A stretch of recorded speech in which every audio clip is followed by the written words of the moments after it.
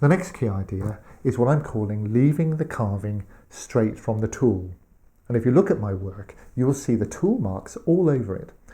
So these tool marks come directly from the gouge that I'm using, and the cutting edge, in this case, will have the last word.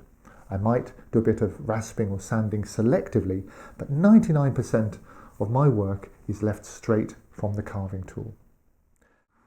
There are several reasons why I work like this. First, it's part of the European tradition, and that's what I was taught. And if you look at carvings across Europe going right back to the Middle Ages, if you look at the surface, you can see the tool marks. You can see the mark of the carver as he made the piece.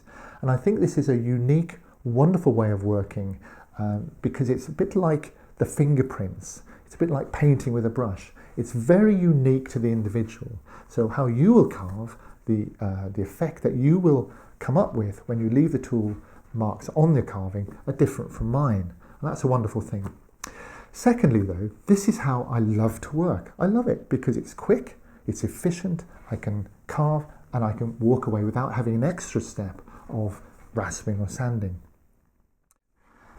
Let me be clear, there's nothing inherently wrong with sanding. Sanding's a choice.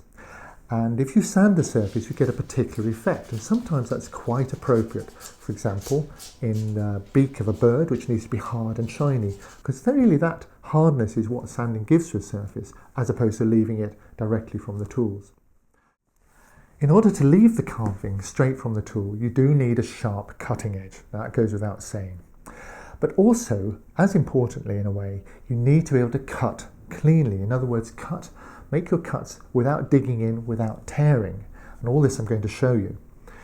So the rules here, the key idea I want to give you is that you're going to be cutting cleanly as you go along, as cleanly as possible, and to be monitoring it. So you're leaving the surface cut as cleanly as possible as you proceed.